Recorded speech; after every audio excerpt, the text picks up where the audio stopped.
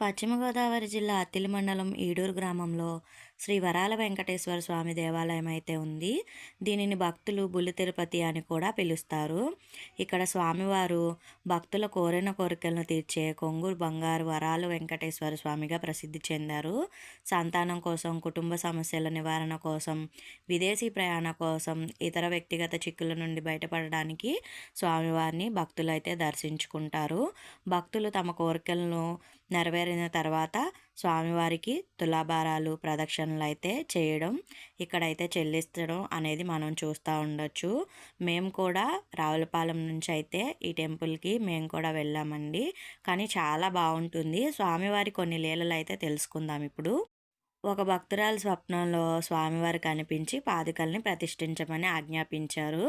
శ్రీవారి ఆదేశానుసారం ఆ భక్తురాలు యథాశక్తిగా శ్రీవారికి ఇత్తడి పాదుకల్ని ధ్వజస్తంభం దగ్గర అయితే ప్రతిష్ఠించడం జరిగింది.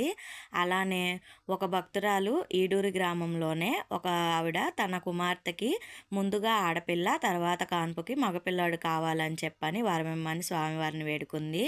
ఒకరోజు స్వామివారు ఆ భక్తురాలి కలలో కనపడి, నీ బిడ్డకు తప్పక మగ శిశువుని ప్రసాదిస్తాను అని చెప్పని, ఆ తర్వాత నాకు ఇష్టమైన నల్ల ద్రాక్షలతో తులాభారం వేయమని అయితే అడిగారు. అలానే మగ శిశువు జన్మించడం జరిగింది.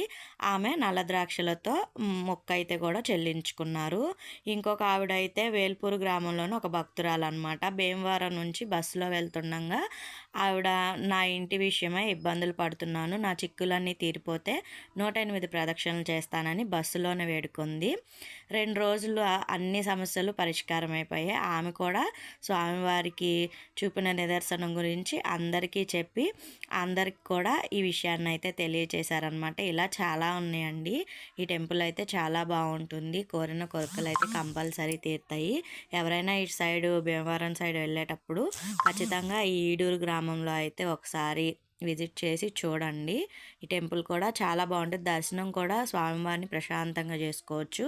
ఈ వీడియో కనుక మీకు నచ్చినట్లయితే ప్లీజ్ లైక్ అండ్ సబ్స్క్రైబ్.